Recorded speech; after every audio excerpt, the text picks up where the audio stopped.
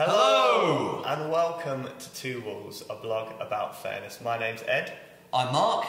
Today we're at the University of Nottingham and we're going to be talking about traditional Labour values and how the current Labour election policies match up with what we think those values are. So in this video we're going to be talking about health, welfare and education. In part 2 we're going to be talking about transport, the environment and taxation.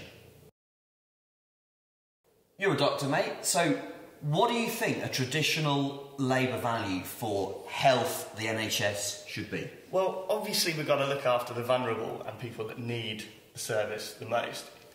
Everyone knows it should be free. It's held up, internationally as a great health system. So that's what we should be protecting. And I think the main thing that people worry about is this idea of privatisation. That's the thing that seems to be sweeping through the health service at the minute.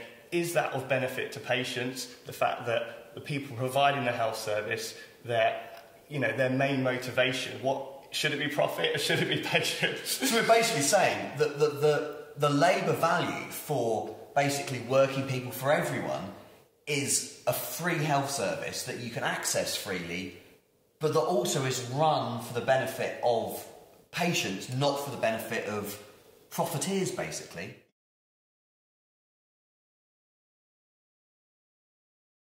Obviously they are going for increased spending, but they have this idea, this concept of privatisation, but just only 5% profit, like capping the profits of people that are providing. So hang on, that's the policy. They're going to allow privatisation, but they're just going to cap profits. Yeah, exactly. And whoa, that's... If you went to a company and said to them, you can bid on this contract, but you can only make 5% profit, it still doesn't stop their CEOs getting paid more. It still doesn't stop the money, getting distributed in a maybe more clever way into those companies. Maybe they, subcontract to other companies that make the money. They'll find a way. And also, if we let in this 5%, who's to say that in next election, Labour will go, I'll be 10% next time. It's just opening the gates. I don't think any company, no matter how much profit is, should be in the health service. So there's a fundamental thing there. There's this disconnect between the value and what we're actually seeing in the policy. The value that we expect Labour to do is no privatisation. And if you believe that, if you believe that it's a public health service run for patients, for the benefit of the patients, then any amount of private profit is too much, right? If it was 1%, it would be too much. Yeah. So let's move on to another area that we care about. Let's think about welfare and what we expect a traditional Labour government to do with welfare. What should the values be? Well, again, it fits into the NHS a bit, so we're going to look after people that really need it. So, support for, for people that are out of job, support for people who, are struggling or who have, disability. Or, So basically, we're talking about the welfare state. We're talking about the government making sure that nobody falls through that net. We don't have homeless kids. We don't have people losing a job and then not being able to get any support. And, in fairness, the welfare state, that's something that Labour brought in. So we would expect them to be saying, yeah, we like the welfare state and we're going to support it. We're going to put more money into it. So that's what we want. What are they going to do?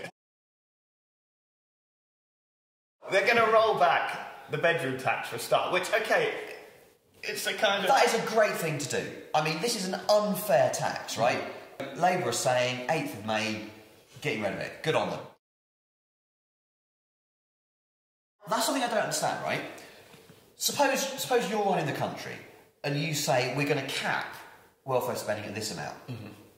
What happens if we get more unemployed people, or we get more mentally ill people, or we get more child poverty? So you've got to spend more money. But you say, no, we can't spend more money because we've hit the cap. How can you pick a cap on welfare spending? It's like, surely, if there's more people that need welfare, you've got to spend more on it. But what is their motivation behind that then? Is that to appease the sort of corporate interest? It must be that thing where people go, it's this scroungers thing. Right. This idea of, they're getting money for free. So Labour are going to, appeal to those people by saying, we're going to cap scrounging. That's crazy. They're not scroungers. If you want to find a scroungers, go down to the city, go down to the bank and look at all them people. So again, are we seeing, does that match into the value? Does that principle of, you know, capping that welfare... just misses the value, doesn't it? Yeah. It's so far away from the value. Yeah. Yeah.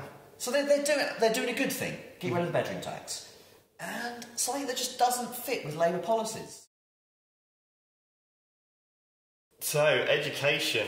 Education. This is a big one we both know a little bit about. I've just finished a degree. Well, I'm a lecturer, so, you know, I spend my time trying to do education. So, yeah, we think about this a lot. Yeah. So, talk us through this, how we've arrived at these astronomical tuition fees. Basically, what the government wanted to do is have more people go to university. That's a good thing. The more people who get educated at university level, that's a good thing for individuals, and it's a good thing for the country. More highly educated people means the economy and the country and creativity works better. And it looked like it was hard for the state to pay for everybody to go to university, so they charge a small amount of tuition fees. And it's that sort of thing you were talking about before. Once you've got a little bit there, once you've got the principle that you can charge, then you can put it up. So it went from £1,000 to £3,000. And then under this Tory government, they've trebled it to £9,000. So what would we expect a Labour value to be on tuition fees? Well, obviously, I guess you'd expect the traditional Labour value, looking after working class people who don't have a big pot of money, is education's available to everybody for free. Okay, so at the moment we're at tuition fees £9,000 a year. So what would be sort of an average debt that someone would come out of uni with? It's going to be like 47 grand. Because don't forget, it's not just your fees over 3 years. You've got your loan, you've got to pay for your food and accommodation, your living expenses. So it's going to be something like 45 to 50 grand. So we have a generation of 22, 23-year-olds. Yeah. I mean, the crazy thing is, most people, well, a lot of people who have that sort of debt won't actually ever pay it back. Because the way it works at the moment is it's a loan, but you pay it back when you start earning a certain amount. A whole bunch of people they'll go to university, they'll have those debts, they'll get okay jobs but not huge salaries. They won't pay that loan back in their whole lifetime. So what happens then is, it's effectively coming out of the tax pot. Yeah. You know? So it's like their fees are being paid for from the public purse. Right. It would actually be cheaper, people have worked out, just to pay fees from the public purse, rather than do this weird thing of charging fees, doing a loan, charging interest on it, and then writing it off later. Bearing that in mind, we'd expect Labour, we're going to look at their policies, we're going to expect them to say, you know, we're going to go back to scrapping tuition fees, you know, based on the evidence and our values, but what do we see? If you had a choice between paying £9 grand and paying £6 grand, I'd go for paying £6 grand. Yeah. But this one, it's very easy to think about where the different parties are, right? If here is free education, and here's the Tories, we can see exactly where Labour are. They're here. They're closer to where the Tories are, you know, £9 grand and £6 grand, than to where they should be with free education. So we've had a look at where Labour values are, where the policies sit, and we haven't had to dig that hard to find a disconnect between what we expect and what's actually happening. Exactly. We're pretty clear in each of those issues we've looked at on where traditional Labour values stand, what those traditional Labour values are. But then when we've looked at the policies that Labour are proposing for this election, we see that they're going in the right direction, but they're really close to where society is at the moment. Whereas if we follow those traditional Labour values, I think society would improve a hell of a lot more. Okay, so there are our views on health, welfare and education. There's loads more to talk about that we couldn't get it all into this video. So we're going to do a part 2 where we're going to be talking about the environment, transport and taxation. Thank you for watching. Check back for part 2 of this video. And there's some more content available at our blog, TwoWolv.es.